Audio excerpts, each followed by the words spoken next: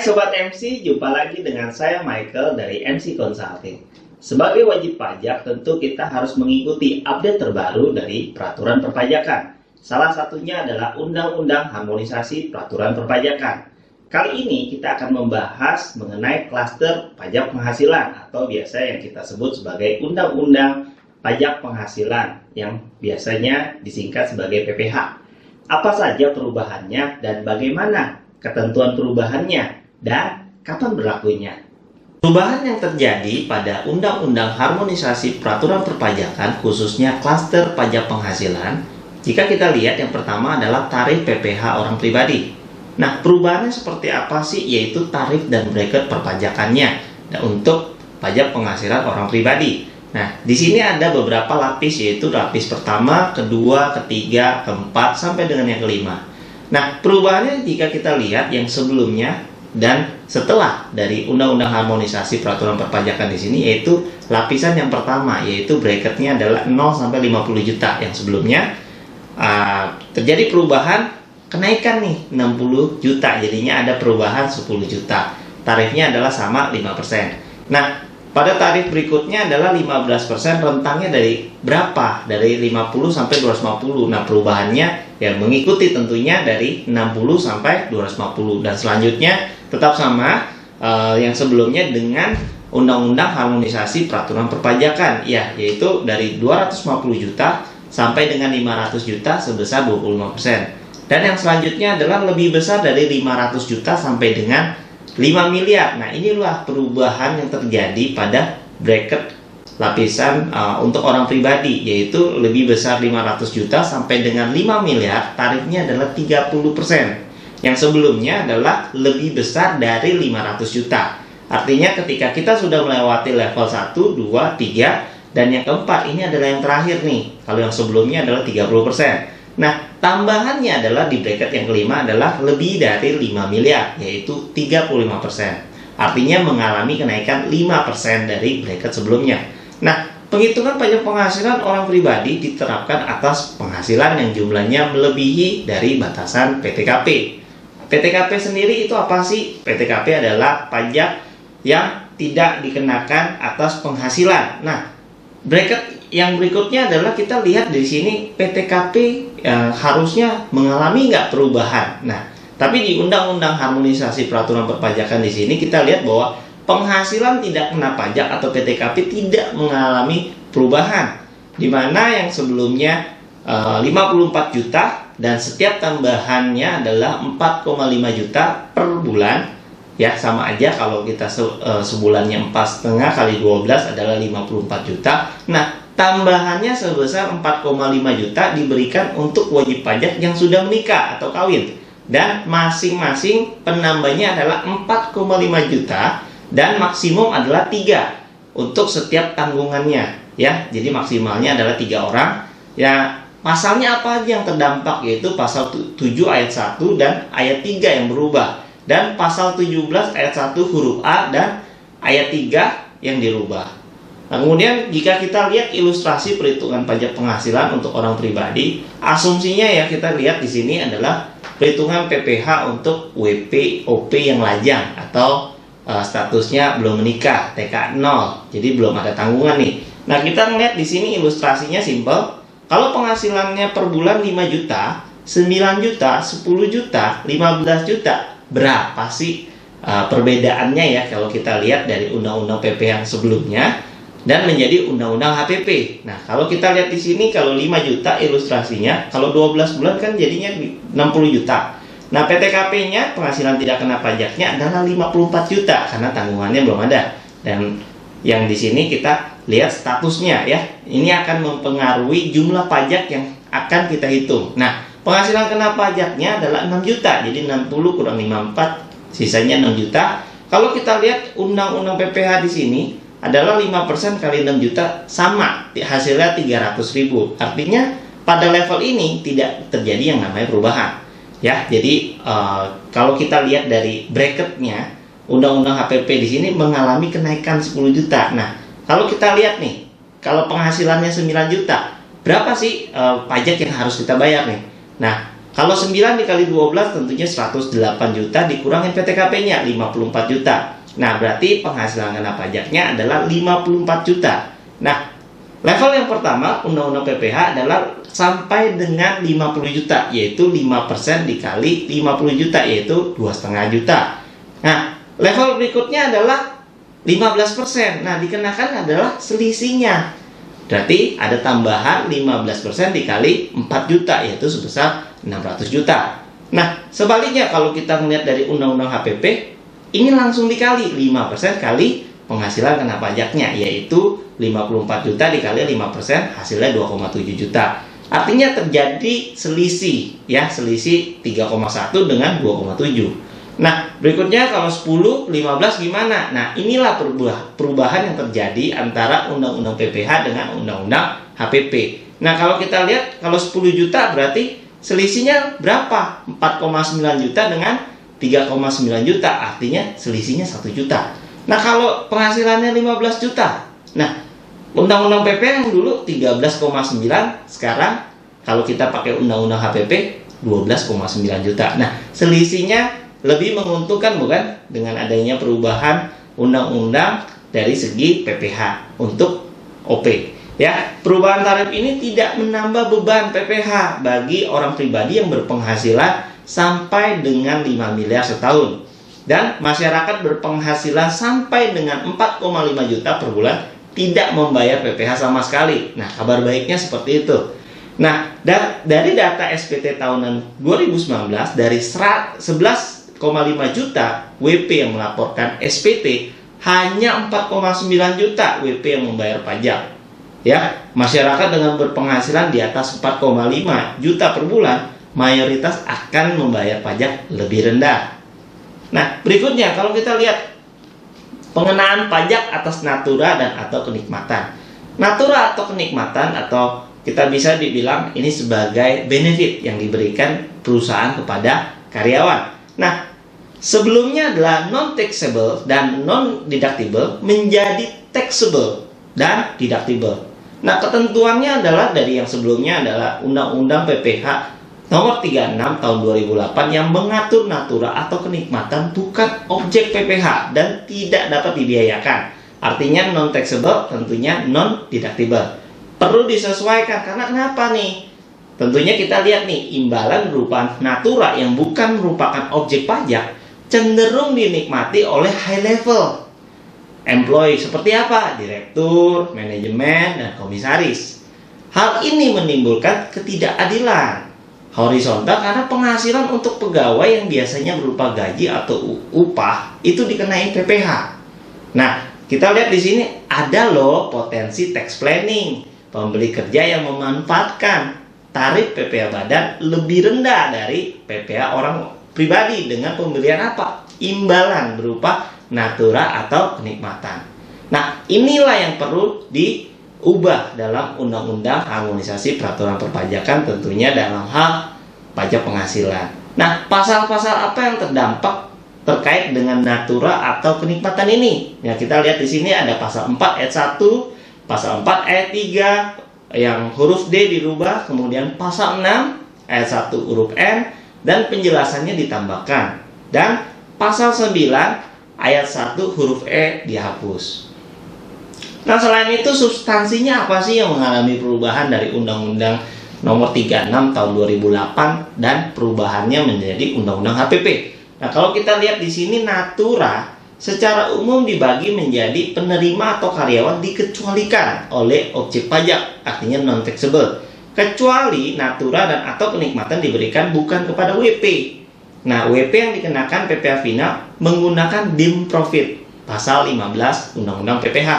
Nah, pemberi kerja tidak dapat membiayakannya, non-deductible, kecuali natura dan atau kenikmatan bagi seluruh pegawai, serta penggantian atau imbalan dalam bentuk natura dan kenikmatan di daerah tertentu dan yang berkaitan dengan pelaksanaan pekerjaan. Nah, berbeda sekali nih dengan Undang-Undang HPP. Natura dan atau kenikmatan secara umum dibagi menjadi penerima atau karyawan merupakan objek PPH atau taxable, kecuali.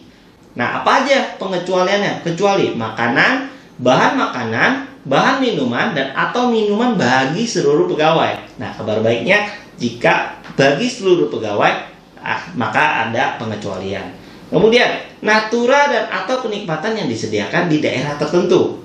Nah, ini juga dikecualikan. Kemudian, natura dan atau kenikmatan yang harus disediakan oleh pemberi kerja dalam pelaksanaan pekerjaan. Selanjutnya, natura dan atau kenikmatan yang bersumber atau dibiayai oleh APBN atau APBD ataupun desa dan dengan jenis atau batasan tertentu. Dan yang berikutnya adalah pemberi kerja dapat membiayakan. Nah, kabar baiknya ini bisa membiayakan nih atau deductible. Ya, pengaturan lebih lanjut mengenai pengecualian natura atau kenikmatan dari objek pajak penghasilan akan diatur berdasarkan PP atau peraturan pemerintah. Nah, apalagi ini yang mengubah undang-undang harmonisasi peraturan perpajakan terhadap pajak penghasilan. Berikutnya kita lihat nih, batasan peredaran bruto yang tidak dikenai bagi pajak orang pribadi yang menggunakan tarif 0,5% atau sebelumnya kita menggunakan PP 23 tahun 2018. Dan memiliki peredaran brutonya sampai batasan berapa nih? Sampai batasan 500 juta setahun. Itu tidak dikenai PPh. Nah, kabar baiknya jika sampai dengan 1 tahun peredaran brutonya melebihi atau di bawah 500 juta. Nah, kalau lebih berarti selisihnya. Kalau di bawah berarti tidak dikenakan PPh.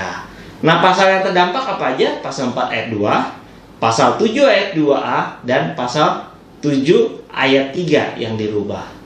Nah, kalau kita lihat di sini, ilustrasi perhitungan pajak, contoh kita di sini adalah Tuan A.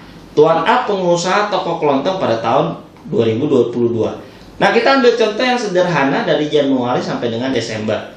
Kalau kita lihat per bulannya adalah omsetnya adalah 100 juta rupiah. Kalau kita kumulatifkan dari Januari sampai dengan Desember itu adalah 1,2 miliar.